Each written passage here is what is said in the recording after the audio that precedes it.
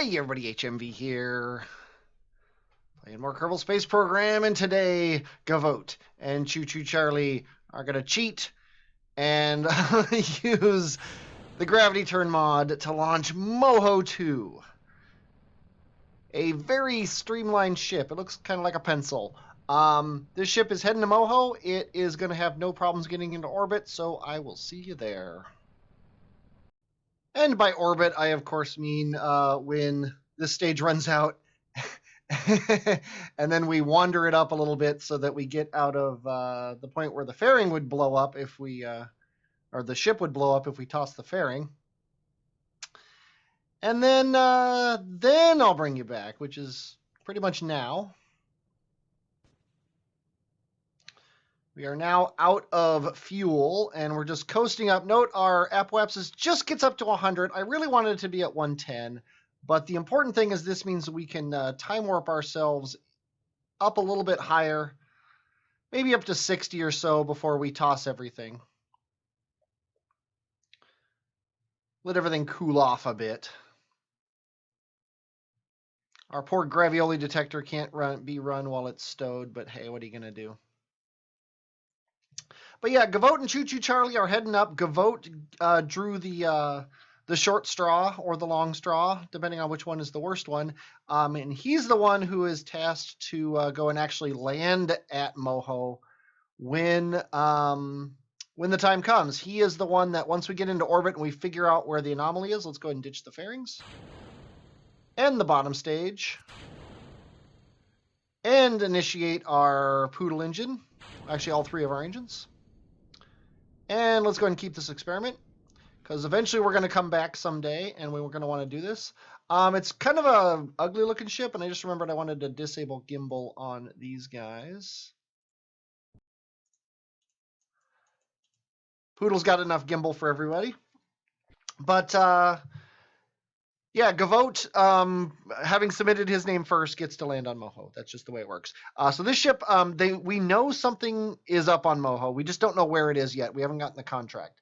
And I'm going to use that as permission to send these guys instead of sending another orbiter. Because, come on, who wants to send another probe out?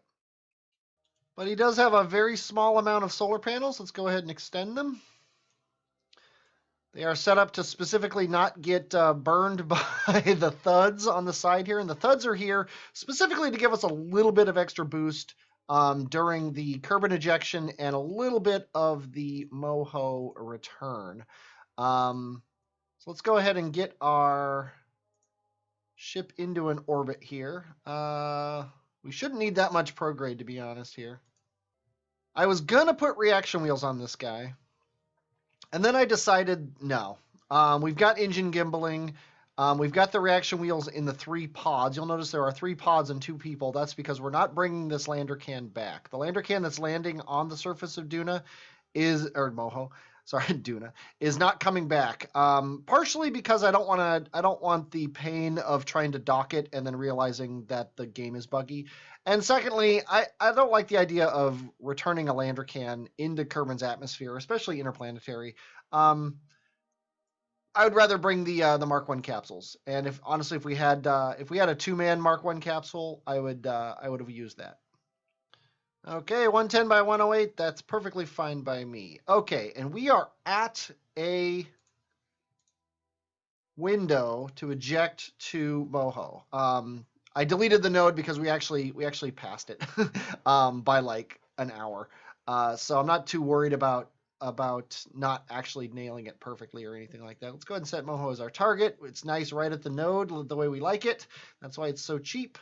Let's go ahead and add some more progradeness here, and we should just get down and kiss Moho right about there. And that's not even close. You can't even joke and say that that's close. But you know what? We're going to take it anyway, because one more orbit, we can, 2 more orbits, we can do this.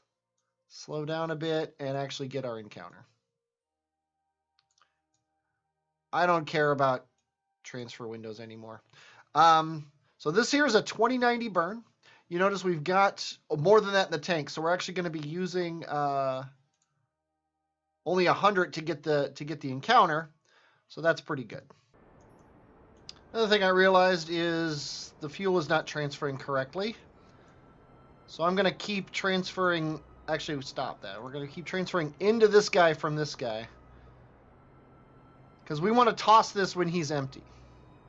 Because I will happily toss this aside. And it looks like I'm going to. So that we don't have quite as many Delta Vs in this stage as we thought. Not a big deal. But it is going to affect, actually it's going to affect a lot. Let's see, do we already have our, now, do we have a moon encounter? That's the question. Yeah, we're actually already ejecting. So, let's go ahead and stop this right now. This guy has no fuel in him. Let's toss him aside. I hate to do this during this period, and I hope we have the staging right. We do. Go ahead and get back on track and hit the gas again. Whoa, what are you doing? What are you doing? Why did he pull so far to the side? That was crazy. I'm kind of glad he did because it looked like we probably would have crashed anyway. That was nuts. But hey, we're fine. Gavote knew what he was doing. Or maybe it was Charlie. I guess Choo Choo Charlie's probably the main pilot. Because Gavote spent all his time learning the landing part. I'm more than a little concerned. There we go. This maneuver needs to move forward in time. There we go. And it also needs to be changed like this. More than a little concerned about our... total Delta V that we've got left. Not going to lie. I was kind of expecting to be able to get into Moho orbit without dropping this next fuel tank. And I'm not exactly sure that that's going to happen. Honestly, I'm getting a little tired of the series. And I don't really want to do anything that's not finding anomalies. The anomalies part is fun, but the rest of it I'm getting a little bored with. So I think it's very possible that if these guys can't get home, oh well. That's the price they pay for, you know, things. For being in my space program. Okay, normal doesn't affect anything. Radial doesn't affect anything. It's all about this. So I guess we just have to do this. And then we'll do a correction burn. Prograde and radial. Neither one really does much. But it looks like prograde does the most. And one of the reasons they don't do much is because... There we go. And I guess... Ideally, we would like a polar orbit. But we would like the periapsis to be like here. So we want to nail our periapsis on the equator, if possible. Looks like it is if we do something like this and then bring it like that. The reason I want to nail my periapsis at the equator here is if we are 100 meters or 100 kilometers off the surface, right? And we come to a stop.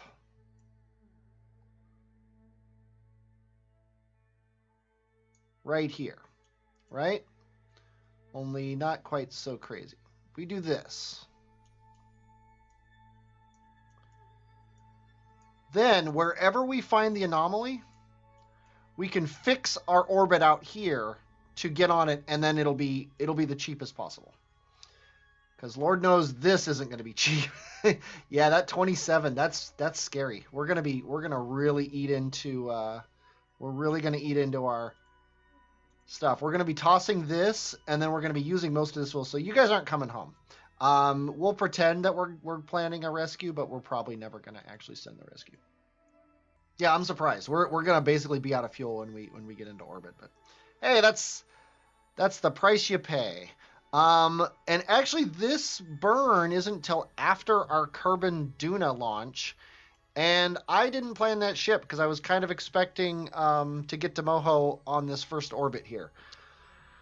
I wouldn't even trust this Kerbonauts window, to be honest with you. I think we're having some sort of time dilation issues going on. Although our last Kerbonauts window was perfect, I just don't see why I should expect this one to be right, considering the last two haven't been right. I mean, I could always remake it. Maybe we'll do that after we get out of the sphere of influence here. Which we now are. Go ahead and keep these. Might as well transmit this. Oh, no, we might as well not. Let's go ahead and keep it. Okay, anyway, I, sadly, now that we've fiddled around for so many minutes, I do not have a Duna ship ready to go, and I don't have time to make it and then record more, so I'm going to end the episode here, and we'll come back with the launch to Duna with a lander, and maybe even a plane. Who knows? And we're also looping back around to the beginning unless someone submits their name before I get the episode out. You might not want to bother submitting your name. I might be closing submissions very soon. But until next time, I hope you're looking forward to it. I'm looking forward to doing it. I'm HMV, and I will, as always, talk at you later.